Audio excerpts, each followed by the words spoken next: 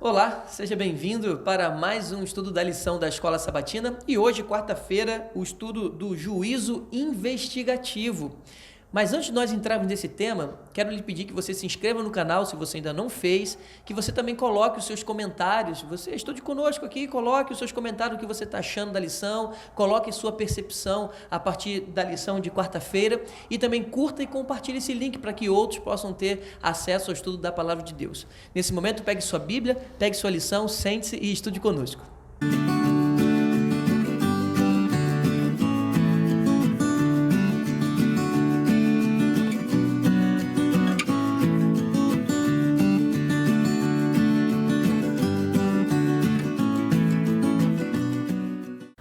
Muito bem, meus amigos, antes de nós entrarmos aqui no estudo do juízo investigativo, gostaria de pedir, meu amigo João Batista, você pode orar, pastor, para nós nesse momento?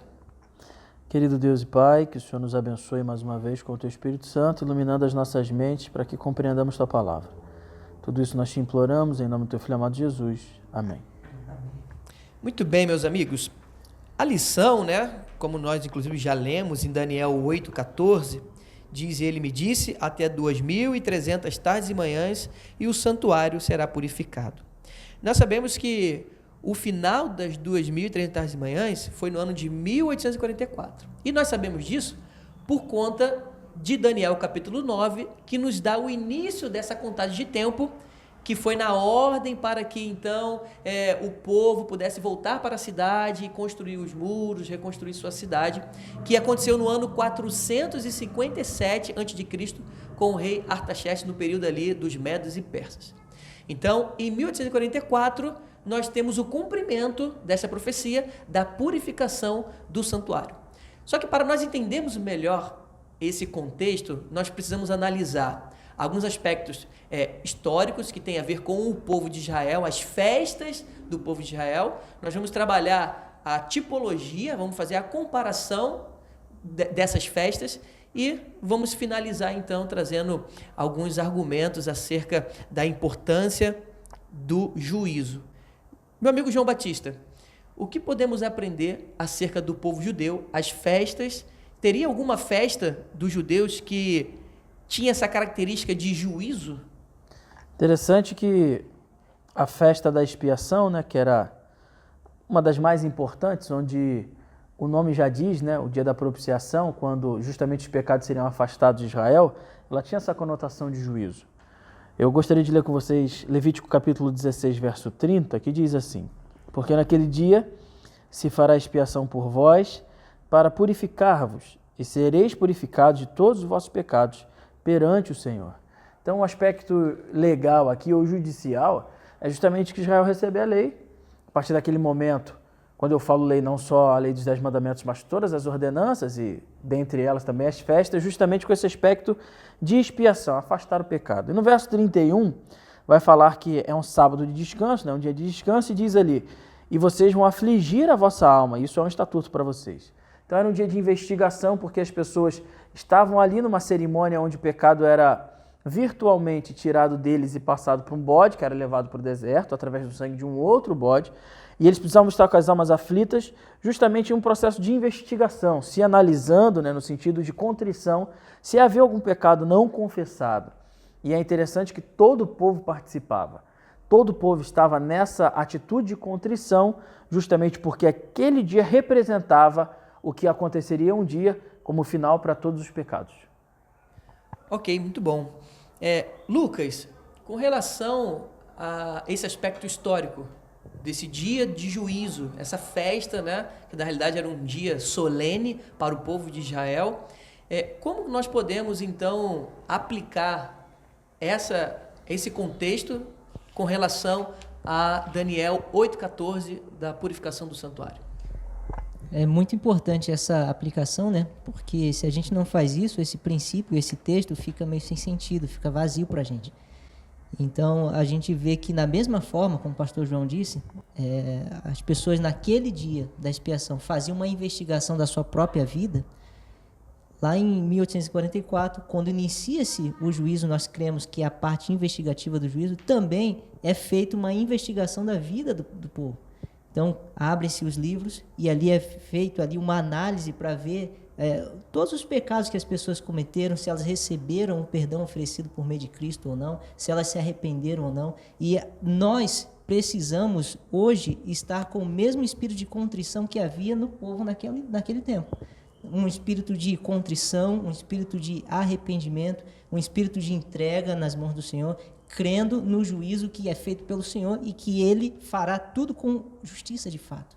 Então é muito importante para nós entendermos que lá em 1844 inicia-se esse juízo investigativo e que a nossa vida precisa estar nas mãos do Senhor, confiando que Ele vai julgar com justiça de fato.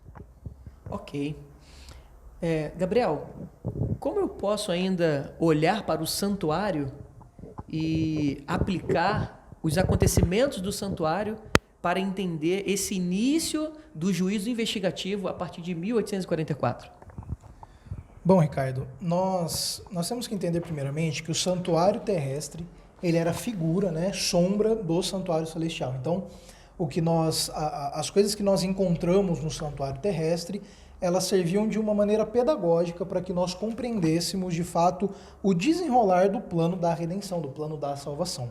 Existiam 3 grandes fases não 3 grandes fases, mas 3 fases bem marcantes no santuário terrestre que também ocorrem no santuário celestial. A primeira fase é a sua inauguração, que ocorre ali, né, no altar de sacrifícios que ficava no pátio. Quando Moisés vai inaugurar o santuário, o cordeiro ele é sacrificado e ele entra com o sangue para dentro do santuário, né?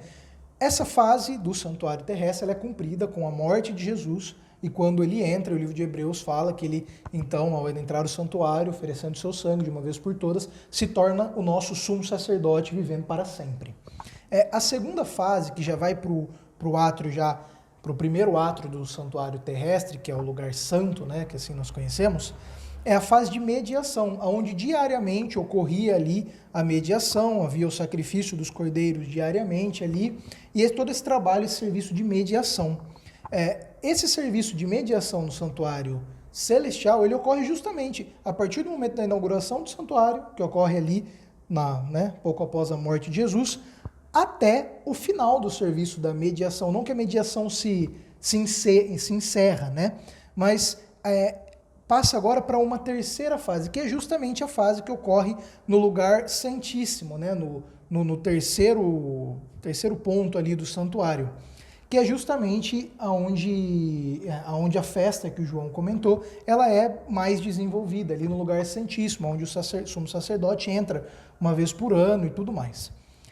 Essa terceira fase do santuário terrestre, que era marcada pela festa do dia da expiação, ela ocorre no santuário celestial, justamente a partir de 1844, onde nós cremos que Jesus, ele passa do lugar santo, né, onde ele era mediador, e ele vai agora para o lugar santíssimo, para realizar a purificação do santuário, para realizar a purificação dos pecados. E isso tem a ver justamente com a investigação daqueles que aceitaram ou não o sacrifício de Jesus, aqueles, né, que aceitaram ou não a salvação em Jesus Cristo. Então, uma vez que eu entendo isso, eu me situo na história de uma maneira tremenda. Porque se eu hoje vivo na última fase do santuário, se hoje eu vivo no último momento onde Cristo está terminando o seu trabalho, isso quer dizer que Jesus está muito próximo de voltar. E se isso é real, se Jesus realmente está tão próximo de voltar assim, a maneira como eu passo a enxergar a minha vida e a realidade que eu vivo, ela deve ser mudada completamente. Muito bom. E essa é uma ótima aplicação para a nossa vida, de compreendermos que se Cristo está na última fase, que é essa fase do juízo, da purificação, e que ao mesmo tempo Cristo continua a mediar, porque no trabalho sacerdotal do dia da expiação, por mais que tinha esse processo de purificação, ainda existia mediação. Então nós temos a certeza que se nós orarmos, Cristo ainda está como intercessor para perdoar os nossos pecados, mas ao mesmo tempo estamos numa fase que é a fase derradeira, a fase do juízo, a fase da purificação, porque Cristo já vai voltar, Cristo vai dar cabo, né, ao pecado e vamos poder vivenciar um novo céu e uma nova terra. Então, meus amigos, que a sua vida possa estar de uma forma apresentável a Deus com a justiça dele, que possamos todos os dias nos apegar ao sangue do Cordeiro e possamos nos colocar nas mãos do Senhor para que Ele possa conduzir os nossos passos. Fique aí para a lição de quinta-feira. Deus os abençoe.